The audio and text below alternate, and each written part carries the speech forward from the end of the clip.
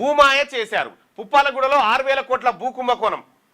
ఓఆర్ఆర్ను ఆనుకొని ఉన్న కాంతి శుక్ల భూముల్లో 30,000 కోట్ల విలువైన రియల్ ఎస్టేట్ వ్యాపారం. 2005లో నిషేధిత జాబితాలో ఉన్న ప్రభుత్వ భూములవి. 2021లో ఆ జాబితా నుంచి కొన్ని భూముల తొలగింపు. 2022లో భారీ నిర్మాణాలకు హెచ్ఎండిఏ అనుమతులు. 2025లో కొన్ని భూములు మళ్లీ నిషేధిత జాబితాలోకి. మాజీ ఎంపీ రంజిత్ రెడ్డి కన్సర్నల్లో సాగిన వ్యవహారం.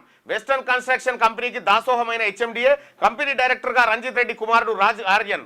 మరో మాజీ ఎంపీ బంధు కంపెనీది అదే దారి. ఈ భూదందాపై లోకాయుక్తకు ఈడీకి ఫిర్యాదు చేసినట్ట.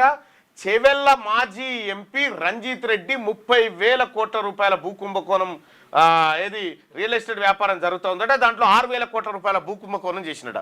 చూసిరా ఎంపీలు ఎమ్మెల్యేలు అయితే ఏం చేయొచ్చో భూమాయ చేశారు. 6,000 కోట్ల రూపాయల భూ కుంభకోణం అట. ఇది చదవాల్సిందే.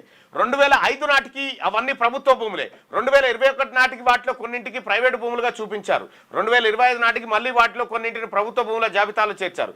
ఎంత లేదన్నా ఎకరా 100 కోట్ల ధర పలికే భూమి అది. 2005 నుంచి ఖాళీగా ఉన్న భూములో 2021లో బహుళ అంతస్తుల్లో భారీ భవన నిర్మాణాలకు అనుమతులు ఇచ్చారు. రూపాయలు 30,000 కోట్ల రియల్ ఎస్టేట్ వ్యాపారానికి గేట్లు ఎత్తారు. రాజకీయ నేతల అత్యాశకు అధికారుల ఒత్తాసు తోడైన ఫలితం ఇది. హైదరాబాద్లోని ఔటర్ రింగ్ రోడ్ను ఆనుకొని ఉన్న పుప్పాలగూడలో ఉన్న కాంతి శుక్ల భూముల కథ ఇది.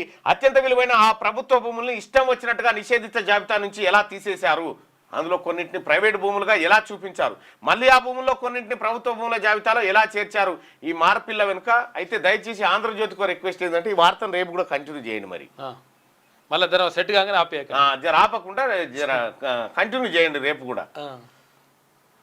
సరే, ఈ వార్తకు సంబంధించి ప్రత్యేక